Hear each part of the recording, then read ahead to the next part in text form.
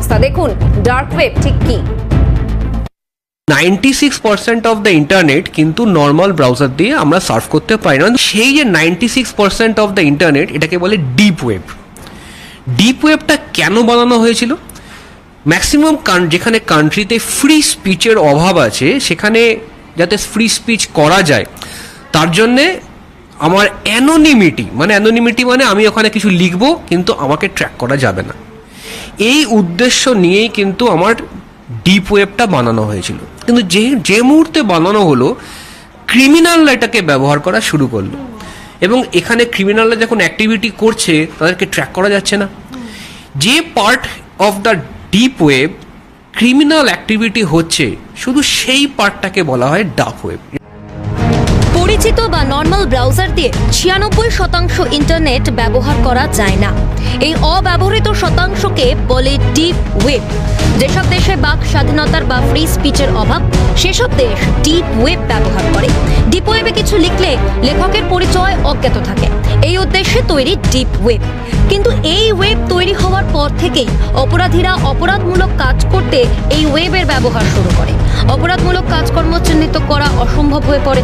অপরাধীরা ডিপ ওয়েবের ঠিক যে অংশকে ব্যবহার করছে তাকেই বলছে ডার্ক ওয়েব। সিএনকে জানালেন সাইবার বিশেষজ্ঞ সন্দীপ সেনগুপ্ত। কিভাবে কাজটা হয়, আমার ডার্ক ওয়েবে এই খবরটা বেরোয় যে কোন টেলিগ্রাম চ্যানেলে আমার ডেটাটা লিক হচ্ছে। সঙ্গে সঙ্গে যারা জানে এগুলোকে নিয়ে কেনে বা এই সমস্ত ক্রিমিনাল অ্যাক্টিভিটির সঙ্গে যুক্ত আছে, তারা ওই চ্যানেলটার সঙ্গে গিয়ে সাবস্ক্রাইব করে, এবং যে মুহূর্তে সাবস্ক্রাইব করে ওইখানে ডেটাটা কিন্তু ওরা বিক্রি করে, এবং বিটকয়েনে হয়তো বিক্রি করলো, এবং বিটকয়েন নিয়ে ওই ডেটাটা ওখানে 1-to-1 ওই টেলিগ্রাম চ্যানেলগুলোতে এই সময় যারা বায়ার তাদের সঙ্গে শেয়ার করে দেয়। তো এইভাবে পুরো ক্রিমিনাল অ্যাক্টিভিটিটা তৈরি হচ্ছে। ডার্ক ওয়েবে কিভাবে চলে অপরাধমূলক কাজকর্ম? সাইবার বিশেষজ্ঞ সন্দীপ সেনগুপ্ত বলছেন, কোন টেলিগ্রাম চ্যানেলে তথ্য ফাঁস হয়েছে এই খবর প্রকাশ করে ডার্ক ওয়েব। অপরাধ মনস্কতা কিংবা অপরাধমূলক কাজে জড়িত যারা, তারা সেই চ্যানেল সাবস্ক্রাইব করে। তারপরেই বিটকয়েনের বিনিময়ে বিক্রেতা ক্রেতার হাতে সেই তথ্য তুলে দেয়। এভাবে চলে অপরাধমূলক কাজকর্ম। এই টেলিগ্রাম চ্যানেলগুলো তো বেসিক্যালি চ্যাট মেসেঞ্জার, একদম রিয়েল টাইম। দুজনে যখন আমরা যখন কথা বলছি, একইভাবে একটা টেলিগ্রাম চ্যানেলে কিন্তু এই জিনিসগুলো রিয়েল টাইমে আদান প্রদান করা যায়। কিন্তু আজকে যদি আমি একটা কোনো কনফিডেন্সিয়াল ইনফরমেশন নিয়ে টেলিগ্রাম চ্যানেলে দিয়ে দিই, ছবি তুলে, একটা মোবাইল থেকে ছবি তুললাম, দিয়ে ইনস্ট্যান্ট টেলিগ্রাম চ্যানেলে আমি শেয়ার করে দিলাম, তাহলে উইদিন সেকেন্ড সেটা সবাই পেয়ে যাবে। 1 লক্ষেরও বেশি বা মাল্টিপল পিপল ওখানে সাবস্ক্রাইব করতে পারে। তা আমি একটা গ্রুপের মধ্যে যদি ওটা ছেড়ে দিই, এবং within seconds millions of people কিন্তু ওটাকে সঙ্গে সঙ্গে ওটা অ্যাক্সেস করতে পারবে। সাইবার বিশেষজ্ঞ সন্দীপ সেনগুপ্তর মতে, টেলিগ্রাম আদতে রিয়েল টাইম চ্যাট মেসেঞ্জার। কোনো গোপন তথ্য কেউ টেলিগ্রাম চ্যানেলে তুলে দিলে মুহূর্তের মধ্যে লক্ষাধিক গ্রাহকের কাছে সেই তথ্য পৌঁছে যাবে।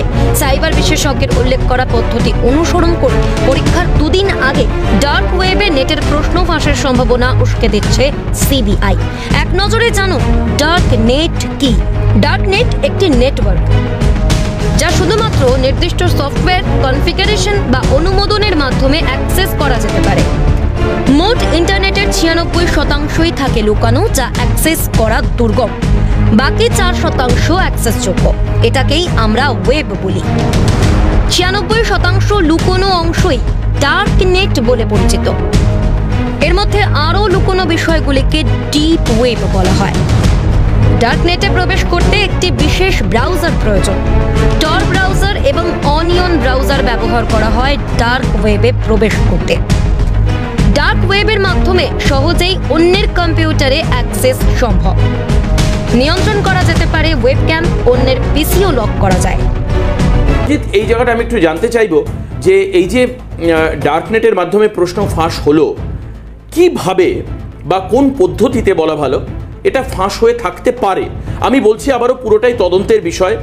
হ্যাঁ, এটা তদন্ত করে দেখবেন যারা আধিকারিক রয়েছেন, বিহারের অ্যান্টি রাউডি সেল তারা তদন্ত করছেন, আর নেটের সিবিআই তদন্তের নির্দেশ দেওয়া হয়েছে, এরা তদন্ত করবেন। কিন্তু আমি টেকনিক্যাল ব্যাপারটা জানতে চাইছি, কিভাবে ফাঁস হতে পারে?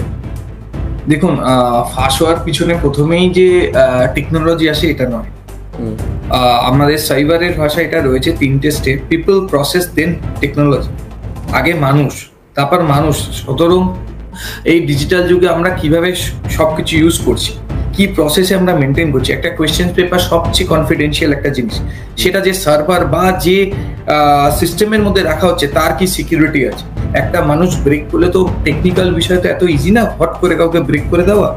মানুষের ভুল, মানুষের এই যে পলিসিগুলো মেনটেন করা, যে সিস্টেমে যে পাসওয়ার্ড সিকিউরিটি মেনটেন করা বা কিছু, বা ক্লাউডে থাকুক বা সিস্টেমে থাকুক, যেখানেই থাকুক না কেন, তার যে সিকিউরিটিটা সেখানে সবার প্রথমে ধ্যান দেওয়া দরকার। যদি কেউ এই অ্যাটাকগুলো বিভিন্ন রকম অ্যাটাক করতে পারে, এসকিউএল ইনজেকশন করতে পারে বা বিভিন্ন ধরনের অ্যাটাক করতে পারে, যেগুলো করে কি করে ওই সিস্টেমটা কম্প্রোমাইজ করে সেই সিস্টেমের মধ্যে যে ডেটাগুলো আছে সেই ডেটাগুলোকে রিট্রিভ করে দেয়। যে মুহূর্তে ডেটাগুলোকে রিট্রিভ করে নিচ্ছে এবং তার ফলে সবচেয়ে বাজারে, কালো বাজারে আমরা যেটা বলছি, আপনারা এতক্ষণ বলছেন ডার্ক ওয়েব সম্বন্ধে, সেখানে আরো একটা ইম্পর্টেন্ট বিষয় হচ্ছে, এত কোয়েশ্চেন পত্র তো ফাঁস করা একটা খুব ইজি বিষয়। এখন ডার্ক ওয়েবের রেন্টে হ্যাকার বলে একটা বিভিন্ন গ্রুপ আছে, আপনারা সেখান থেকে হ্যাকার্স গ্রুপ রেন্ট নেওয়া যাচ্ছে। একটা মানুষকে মেরে ফেলার জন্য তার $1700 না কত টাকা চার্জ করছে, এবং সেখান থেকে কিন্তু একটা মানুষকে তার যাবতীয় ইনফরমেশন এবং তার হ্যারাসমেন্ট থেকে শুরু করে সবকিছু হচ্ছে ইউজ অফ ডার্ক ওয়েব। এবং এই যে কোয়েশ্চেন পেপারের কথা আমি বলছি, যে টেলিগ্রাম এবং ডার্ক ওয়েব দুটো পার্ট বলছে, সোশ্যাল মিডিয়া অ্যান্ড অল। কি হচ্ছে এখন এই চ্যানেলের মাধ্যমে টেলিগ্রাম এমন ভাবে সাবস্ক্রিপশন বের করছে, আমার কোয়েশ্চেন পেপারটা আমি কেউ ভাবে কম্প্রোমাইজ করে তুলে দিল, সে তুলে নিয়ে কি করছে, এই চ্যানেলে ফেলছে অথবা ডার্কনেটে ফেলে দিচ্ছে। এবার চ্যানেলে ফেললে কি ফ্রিতে মানুষ পেয়ে যাচ্ছে, যে ডার্ক ওয়েবের মাধ্যমে ডার্ক ওয়েবে কি সবার আগে গিয়ে পৌঁছচ্ছে। এই যে আমরা প্রতিদিন একটা এক্সাম্পল দিয়ে সাধারণ মানুষরা বুঝতে পারবে, এই যে প্রতিদিন আমরা বিভিন্ন যে অ্যাপ্লিকেশন আমাদের পাসওয়ার্ড ইউজ করি, সেই সব পাসওয়ার্ড কিন্তু স্টোর হয় ডার্ক ওয়েবে কিন্তু পাসওয়ার্ড ডিকশনারিতে। সেখানে কিন্তু পাসওয়ার্ড ডিকশনারি পর্যন্ত অ্যাভেলেবেল রয়েছে। মানে সুতরাং কতটা ভয়ানক বিষয়। এবং এই যে পাসওয়ার্ডগুলো, এর জন্যই আমি বলছি যে সিস্টেমে কোয়েশ্চেন পেপারগুলো রাখা হচ্ছে, সেই সিকিউরিটিটা যদি প্রথম অবস্থায় না দেখা হয়, ইজি এগুলো যে কোনো মাধ্যম দিয়ে বিভিন্ন সোশ্যাল মিডিয়া, মানে তার মানে সৌম্যজিৎ আপনি বলছেন যে হিউম্যান এররকে হাতিয়ার করে সেক্ষেত্রে একটা টেকনিক্যাল অ্যাপ্রোচ ঘটতে পারে এবং তার ফলে সেটা আচ্ছা একটা জায়গা আমি সৌম্যজিৎ বুঝলাম না, যে জায়গাটা মানে আরো পরিষ্কার হতে চাইবো, সেটা হচ্ছে যে আপনি বলছিলেন যে এই কোয়েশ্চেনগুলোকে ডার্ক ওয়েবের মাধ্যমে সাধারণ ভাবে বাইরে চলে আসতে পারে বা মানুষের কাছে পৌঁছতে পারে। আমার একজন কমন পিপল বা একজন যে পরীক্ষা দিচ্ছে পরীক্ষার্থী, তার অ্যাক্সেস কি করে আসবে তাহলে ডার্ক ওয়েবের সঙ্গে, মানে সে কি করে ডার্ক ওয়েবের হদিশ পাবে? প্রথম অবস্থায় প্রত্যেকে যে ডার্ক ওয়েব থেকে কোয়েশ্চেনটা পেয়েছে একদমই নয়। না আমি ডার্ক ওয়েবে তুলে দিয়েছি। হ্যাঁ, মানে আমি বলছি, মানে সাপোজ দেখা গেল নিটে বা অন্যান্য এক্সাম ছেড়ে দিন, নর্মাল একটা আপনার কনফিডেন্সিয়াল একটা ডকুমেন্টস, সেই ডকুমেন্টসটা ফার্স্টে ডার্ক ওয়েবে তুললো। কোনো টেকনিক্যাল ছেলে যে পারচেস করেছে, যে কথাটা হচ্ছে ক্রিপ্টোকারেন্সিতে পারচেস করেছে, এই যে ডার্ক ওয়েবে তোলার পিছনে হিডেন কারও রয়েছে, ঘরে বসে সেই কাজকর্মগুলো করছে, দে হ্যাভ দ্যাট নলেজ। সেই মানুষটা সেই নলেজটুকু রয়েছে যে সেই জিনিসটা তুলে নিয়ে গিয়ে ওখানে ছড়িয়ে দেওয়া। আর এখন আপনাকে একদম সত্যি ভাষায় বলছি, যে মার্কেট হচ্ছে আপনার কে কত বেশি সাবস্ক্রিপশন নিতে পারে, আমার কত ফলোয়ার্স আছে, সেইটা এই মানে এই ধরনের কাজকর্মগুলো করছে হচ্ছে টেলিগ্রামে। সাধারণ মানুষ পাচ্ছে টেলিগ্রামে ইউজ করে, আর ডার্ক ওয়েবে ওইটা আপলোড করে দিয়ে সে বলে দিচ্ছে টেলিগ্রামে এই চ্যানেলে এই কোয়েশ্চেন পেপারটা অ্যাভেলেবেল। কেউ কিনে ওখানে আপলোড করে তার অ্যাকাউন্টে সমানে এই যে বলছে যে মেসেজ করছি, যদি আমি ডার্ক ওয়েবের সাথে যদি কমিউনিকেট করি, সেখানে আমি কমিউনিকেট করছি না কে কমিউনিকেট করছে সেখানে কিন্তু দেখা যাবে না। সুতরাং কেউ একটা কমিউনিকেট করে তুলে টেলিগ্রামে ফেলে দিচ্ছে, সবাই সেখানে সাবস্ক্রিপশন নিয়ে বা সাবস্ক্রাইব করছে। কখনো কখনো এখানে যে আরো একটা ইম্পর্টেন্ট ব্যাপার, এখান থেকে কিন্তু 90% ফ্রড হচ্ছে। মানুষ টাকা দিয়ে যে মুহূর্তে চ্যানেলে ঢুকছে, সেটা আদৌ অরিজিনাল কোয়েশ্চেন পেপার পাচ্ছে না ভুয়ো কোয়েশ্চেন পেপার পাচ্ছে, সেটা নিয়েও একটা প্রশ্ন আছে। একদম। এবার এইটাই হলো ব্যাপার, এটা কিন্তু সবটাই গিয়ে একটা সাইবার বুলিং এবং সবটাই গিয়ে কিন্তু মানুষের মাইন্ড ম্যানিপুলেট করে মানুষের কাছ থেকে টাকা আদায় করার হচ্ছে মেন ছক। এবং এখানে কোয়েশ্চেন পেপারটা লিকড হয়ে গেছিল, সাধারণ মানুষ সেটা পাওয়া শুরু করে দিয়েছে ইউজ অফ এই সোশ্যাল মিডিয়ার এই আপনার টেলিগ্রামের মাধ্যম দিয়ে। আর টেলিগ্রাম এখন এমন একটি জায়গায় চলে গেছে, আপনি জাস্ট ভাবতে পারবেন যদি কখনো এটা দেখানো যায় যে সুপারি কিলার আমরা জানতাম। আমি না এই টেলিগ্রাম সম্পর্কে সমধিক শুনবো এসে, তিনি বেশ সুন্দর ব্যাখ্যা করছিলেন এই জায়গাটা। শাহানা, তোমার যদি কোনো প্রশ্ন থাকে? একেবারেই তাই। আমার সামজিতের কাছে যে বিষয়টা নিয়ে আমি জানতে চাইবো, এই যে একের পর এক যোগ উঠে আসছে বিহার, ঝাড়খণ্ড এবং এর পাশাপাশি আমরা দেখতে পাচ্ছি টেলিগ্রামে যে প্রশ্ন নিলাম হচ্ছে, প্রশ্ন খুলে নিলাম হচ্ছে, এই সমস্ত বিষয়গুলো, অভিযোগগুলো যে উঠছে, এক্ষেত্রে পুরো বিষয়টা এক্স এর থেকে ওয়াই এর কাছে গেছে, ওয়াই থেকে জেড গেছে, অর্থাৎ একটা চেইন সিস্টেমে কাজ করার এমন একটা সম্ভাবনা কিন্তু রয়েছে। এবং সেক্ষেত্রে বিষয়টা কতটা ঝুঁকিপূর্ণ এবং সাধারণ মানুষের জন্য আমি মূলত জানতে চাইছি। এর পাশাপাশি যারা রয়েছেন তারা তো মানে যারা এই কাজটার সাথে যুক্ত তারা তুখর বুদ্ধিমত্তা রাখেন। অবশ্যই, মানে দেখুন, একটা সিস্টেম কম্প্রোমাইজ করা নট এ ইজি থিংস। মানে এটা সাধারণ মানুষ যে কেউ, আমি মনে করলাম টেকনিক্যাল নলেজ নিয়েও যে সেটা করতে পারবো, একদমই না। ফার্স্টে সেই কে করছে আইডেন্টিফিকেশন করা, কার কাছে এই অ্যাক্সেস গুলো রয়েছে তাকে আইডেন্টিফিকেশন করা, তারপর গিয়ে তার সিস্টেমে গিয়ে অ্যাটাক করছে। মানে এটা কিন্তু 1-2 দিনের প্রসেস নয়। এবং ইন্টারনাল ইনফরমেশন যদি না লিকড হয়, ইটস নট পসিবল। মানে যদি একদম সাধারণ ভাষায় বলি, আমার অফিসে যদি আমরা 5 জন কাজ করি, সেই 5 জনের মধ্যে কার কাছে ওই কোয়েশ্চেন পেপারে অ্যাক্সেস আছে সেটা যদি ইন্টারনালি ইনফরমেশন লিক না হয়, তাহলে কিন্তু তার সিস্টেম কোনটায় অ্যাটাক করবে হ্যাকাররা বা যারা এই ধরনের সাইবার বুলিং এর কাজ করে, এটা কিন্তু একদম ইজি বিষয় না। সুতরাং ইনফরমেশন লিকড হয়েছে, যার জন্য আমি প্রথম অবস্থায় বললাম যে পিপল, মানে মানুষ আগে, সে কতটা সিনসিয়ারলি সেই কাজটা করছে, সিনসিয়ারলি সেই কোয়েশ্চেনগুলোকে সুরক্ষিত রাখছে, এটাই কিন্তু প্রথম প্রশ্ন। সেইবার যদি জানতে পারে যদি আমার কাছে হয়, তাহলে আমার কাছে একটা কেন একাধিক অ্যাটাক আসবে।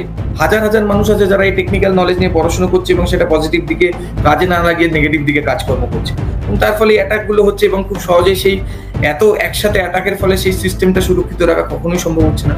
সুতরাং প্রথম প্রবলেম ক্রিয়েট হচ্ছে কিন্তু মানুষের থেকে, এবং মানুষের ইনফরমেশন যদি না ক্লিক হয়, এরকম ভাবে একটা মানে ভয়ানক পরিস্থিতির কখনো সৃষ্টি হতে পারে না, এত একটা কোলাপস কখনো হবে না একদম। কিন্তু সমাজে একে মানে আমরা প্রোটেক্ট করতে পারি কি করে, মানে এর কি টেকনিক্যাল প্রসিজার আছে, এথিক্স এর পিছনে এনি লজিক্যাল সাপোর্ট যার মাধ্যমে আমি আটকাতে পারি?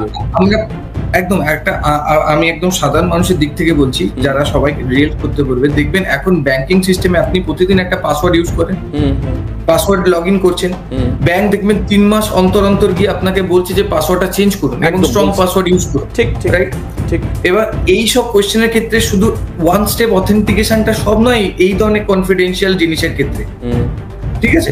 সেক্ষেত্রে কি হচ্ছে, তো সেই জায়গায় যদি মাল্টিপল অথেন্টিকেশন আমরা না ক্রিয়েট করি, সাপোজ কেউ যদি অ্যাটাকও করলো, প্রথম লকটা হয়তো সে ভাঙলো, পরে 2টো লক আইডেন্টিফাই করে দেবে যে কেউ ওখানে অ্যাটাক করছে এবং পুরো জিনিসটাকে ভ্যানিশ করে দাও।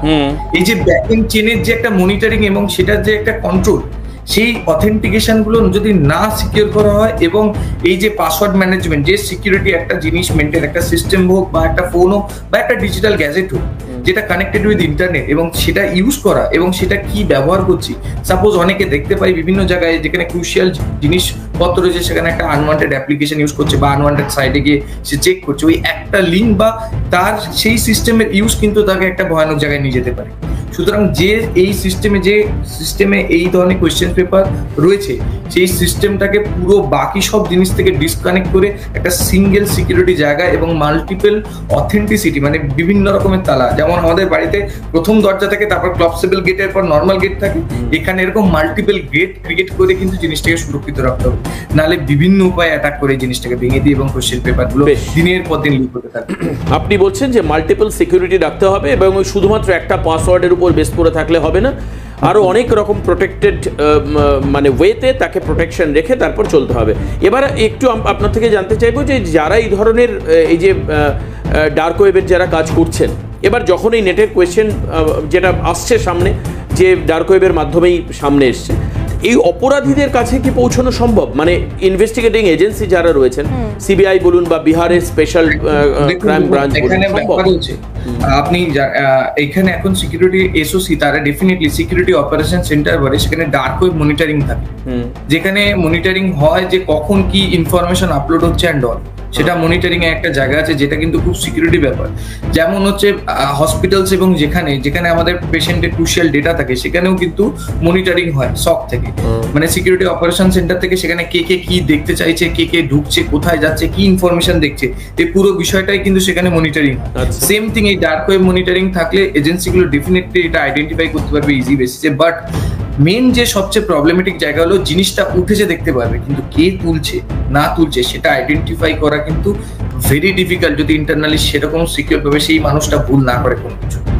যে আপলোড করছে সে যদি একটা সামান্য ভুল করে তাহলে কিন্তু সেটা ধরা সম্ভব। আবার সে যদি খুব সিকিউর ভাবে জিনিসপত্র করে, সাপোজ একটা সাইবার ক্যাফে গিয়ে সেই জিনিসপত্রগুলো করলো, সেখানে ইনস্টল করে সেখানে করলো, সেখানে তো তার আইডেন্টিটি বা তার সিস্টেমের কোনো আইপি বা কিছু সে গ্যাপ করতে পারবে। আচ্ছা, বা কোন লোকেশনটা আমি ধরা পড়লো, কিন্তু কোন মানুষটা করছে এটা কিন্তু খুব ডিপ একটা ইনভেস্টিগেশনের বিষয়। তবে হ্যাঁ, যে মুহূর্তে আপলোড হচ্ছে সেটা মনিটরিং করা সম্ভব একমাত্র ডার্ক ওয়েব মনিটরিং এর মাধ্যমে, এবং পরবর্তীকালে ডার্ক ওয়েব মনিটরিং এর মাধ্যমে সেটাকে কন্ট্রোল করাও সম্ভব। একদম একদম, মানে ইনফরমেশন যে মুহূর্তে যাবে সেই মুহূর্তে যদি দুদিন আগেও যায়, তার মানে একটা এই যেমন কোয়েশ্চেন পেপারে তো একটা সেট তৈরি হয় না, ডিফারেন্ট সেট তৈরি হয়। তো সেখানে কোন সেটটা আপলোড হচ্ছে সেটা যদি ধরা পড়ে, ডেফিনেটলি এজেন্সি ইনফরমেশন বেরিয়ে গেলে নেক্সট স্টেপ বা নেক্সট পর্যায়ে সেকেন্ড প্ল্যান বি রেডি করা একদম ইজি প্রেসার। তো সেই ধরনের কথা বলতে বলতে আমার একটা জিনিস খুব মনে হচ্ছিল, সেটা হচ্ছে সানা, দেখো আমাদের অভ্যন্তরীণ দেশীয় সুরক্ষার একাধিক তথ্য এভাবে তো ফাঁস হয়ে যেতে পারে। তাহলে একেবারেই তাই। দেখুন, আমরা যেটা বলছি সব থেকে বড় বিষয় হচ্ছে আমরা সব যে প্রোডাক্টগুলো ইউজ করি সেগুলো কোনোটাই ইন্ডিয়ান প্রোডাক্ট নয়, সেই কোনোটারই সার্ভার ইন্ডিয়াতে নয়। এই আজ থেকে ঠিক 2 বছর আগে সেম দিনেই কিন্তু এই অ্যাপগুলো ব্যান্ড হয়েছিল। আপনি যদি মনে করেন, বিভিন্ন চাইনিজ অ্যাপ ব্যান্ড হয়েছিল শুধুমাত্র আমাদের এই পাসওয়ার্ড এবং ইনফরমেশন গুলো বের করে দেওয়ার জন্য। দেখুন, এখন 60% মানুষ কিন্তু চাইনিজ ফোন ইউজ করে এবং সেই সার্ভারগুলো কিন্তু চায়নাতে। সুতরাং আমাদের দেশে আমাদের ডেটা নয়, আমার ফোনের যাবতীয় তথ্য কিন্তু আমাদের দেশের বাইরেই রয়েছে। সুতরাং ডেটা সিকিউরিটি এখন কিছু বছর, আরো কয়েক বছর পর এমন একটা জায়গায় যাবে সোনার দামের থেকে অনেক বেশি দামি হয়ে উঠবে। সুতরাং সিকিউরিটি এবং কি ইউজ করছি, কি ফোনে রাখছি, সেই বিষয়ে অনেক ধ্যান জ্ঞান না দিলে কিন্তু যে কোনো সময় সাধারণ মানুষ বিপদে পড়তে পারে। বেশ, একেবারে। তার মানে এই যে সবটাই যে আমরা অনলাইনে নিয়ে আসছি, মানে এখন ফিজিক্যাল ক্যালকুলেশন বা ফিজিক্যাল অ্যাপ্রোচের চাইতে অনেক অনেক বেশি হচ্ছে অনলাইন অ্যাপ্রোচ, বিশেষত আফটার করোনা আমরা দেখতে পাচ্ছি। মানে কোন কাজটা অনলাইন ছাড়া হচ্ছে, তো সেখানে দাঁড়িয়ে সেখানে যদি মানে কোনো ধরনের মানে মিসকনসেপশন তৈরি হয়, সেক্ষেত্রে মানুষের কাছে একটা বিরাট সংশয় তৈরি হবে। প্রতি মুহূর্তে মানুষ ভয় পাবেন, সংশয় থাকবেন এবং তার কাজটাও হবে না, আটকে যাবে। একেবারেই তাই। এবং সাম্যজিৎ, আজকে এই পড়ুয়াদের ভবিষ্যৎ নিয়ে যেমন প্রশ্নচিহ্ন তৈরি হচ্ছে, কিন্তু আমাদেরও তো ব্যাংক থেকে শুরু করে অফিসের নথি সবই তো আপলোডেড থাকে। তো সেখানে আমরা কতটা সুরক্ষিত? যদিও আপনি জানালেন ইতিমধ্যেই যে কিভাবে আমরা সুরক্ষিত থাকতে পারবো, কিন্তু এই মুহূর্তে দাঁড়িয়ে আমরা কতটা সুরক্ষিত? না, মানে সৌম্যজিতের সঙ্গে কথা বলার পর আমার মনে হচ্ছে যে গিয়ে মানে এখান থেকে প্রোগ্রাম করে বেরিয়ে একবার অ্যাপটা খুলে দেখে নেবো যে ব্যাংকের অ্যাকাউন্টের ব্যালেন্সটা ঠিক আছে কিনা। Either I am right or wrong?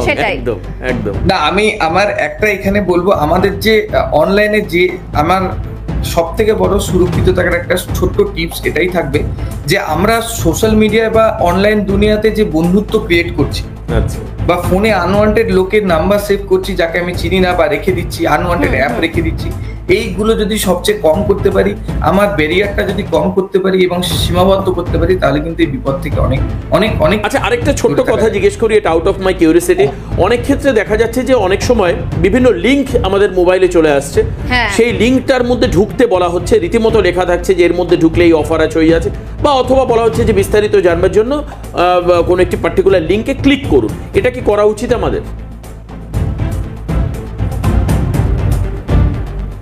একদম লিঙ্ক ক্লিক করানো, দেখা গেল আপনি লিঙ্কের লাস্টে দেখবেন প্রোডাক্টটা বলে, আপনি ওই মেন ওয়েবসাইটে গিয়ে সেইখান থেকে সার্চ করে দেখুন প্রোডাক্টটা, ওদের লিঙ্কের মাধ্যমে না।